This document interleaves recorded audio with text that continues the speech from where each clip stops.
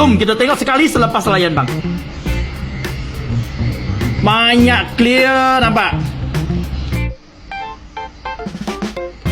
Bos, kolektor ni dia baru siap display, tapi pembukaan dia nampak macam tak rata, macam ada sikit kulit limau. Macam mana nak settle? Bang, barulah I nak settlekan problem ini. Kita pakai denim pad anti-rain dengan Fury 1.0 untuk hilangkan kulit limau bang. Baru I nak start buat ini benda. Sekarang I tunjuk you cara dia macam mana layan bang. Lai, Okay. jom. Lai, sini you tengok. Ini display kan. Tengok lampu hexagon atas. Banyak apa? Kulit limau banyak penuh. Betul? Betul tak? Semua ada kan? Kita pakai apa? Fury 1.0 dengan pad denim. Okay? Anti-rain. Lai. Kita tengok layan cara dia. Okay. Speed tak payah cepat. Satu je.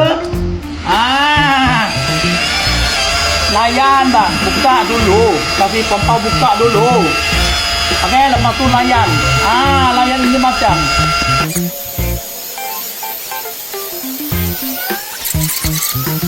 Okay, sekarang kali pertama kita tengok macam mana bang. Nampak? Ada lulus? Ada kan? Okay, ini selepas, ini sebelum. Banyak teruk. Tengok, beza kan? Okay, bang, ada orang cakap ini tak cukup lagi. Betul. Betul. Sebab ni kena kali kedua. Okey bang, samalah. Kompau letak tak banyak-banyak kerana area dia tak besar sangat.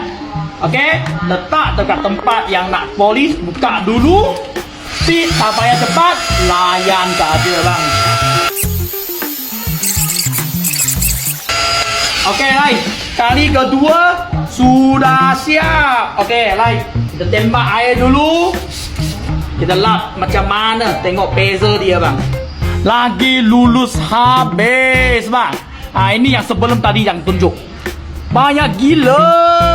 Okey. Kita tunjuk result setengah-setengah bang. Lain.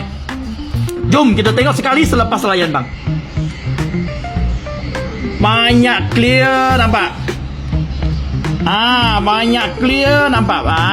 Ini beza dia. Okey. Bang, tadi sudah tengok cara yang layan kulit limau yang cepat daripada anti-rain Fury 1.0 dengan denim pad. Okay, Lottery anti-rain. Packing plate pakai brand SATA yang kita ada. Mesin kita pakai Cyclone series rotary. Bang, you kena ada sistem ini akan dapat result yang macam tadi. Bang, sedap tak? Sedap kan?